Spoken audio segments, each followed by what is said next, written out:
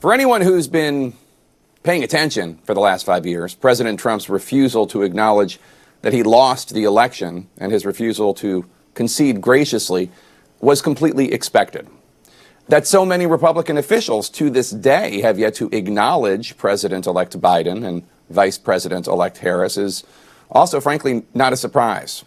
Neither Senate Majority Leader Mitch McConnell nor House Minority Leader Kevin McCarthy have even issued statements congratulating Biden and Harris, much less reached out to them to offer to work together for the benefit of the American people.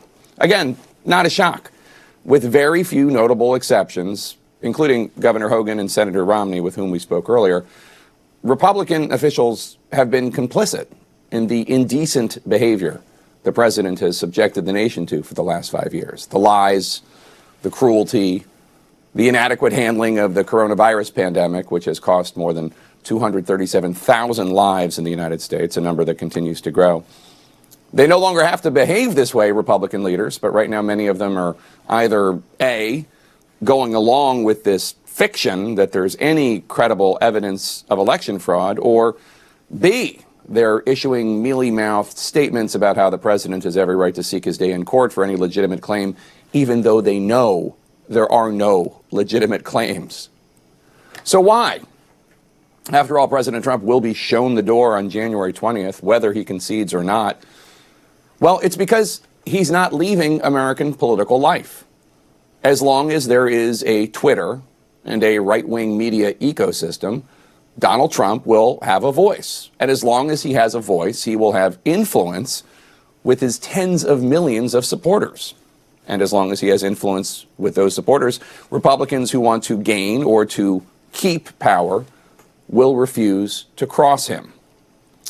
In his address to the nation last night, President-elect Biden did something I've never heard a president-elect do. He presented as his mandate the notion of compromise, the desire to work with Republicans, the desire to heal divisions. This quality is actually one of the things about him that many progressives disdain. They think he's naive. Is he? Are Republicans going to accept his offer in good faith? Will they join Democrats, roll up their sleeves, and do everything they can to help this nation in pain? I don't know. The 70 million Trump voters, well, they need leadership, frankly. They need to have their concerns addressed and fought for. But right now, the majority of Republicans in Washington, they're not on planet Earth. They're with these guys. Do you know what this is?